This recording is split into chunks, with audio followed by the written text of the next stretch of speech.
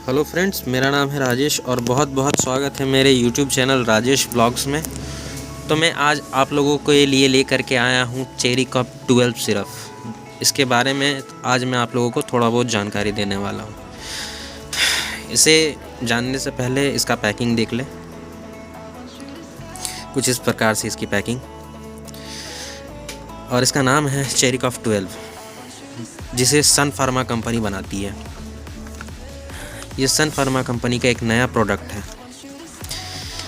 और इसका flavour cherry है।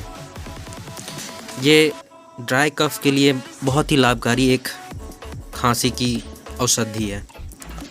इसका MRP है 98 रुपीज़ और ये 60 ml का बोतल आता है। और इसे पीने से पहले यहाँ साफ साफ लिखा हुआ है कि इस्तेमाल करने से पहले बोतल को अच्छी तरह हिलाएं। इंग्लिश में लिखा हुआ है शेक वेल बिफोर यूज़। और बिना डॉक्टर का सलाह लिए इसका सेवन ना करें। इसमें ये भी लिखा हुआ है dose as directed by physician. और जैसे कि यहाँ कार्टून में भी आप पढ़ सकते हैं, मैं स्क्रीन पे कहीं दे दूँगा, मेरे कैमरा जस्टिस नहीं कर रहा इस चीज़ को। चलिए मैं अब इसे आपको निकाल के दिखाता हूँ।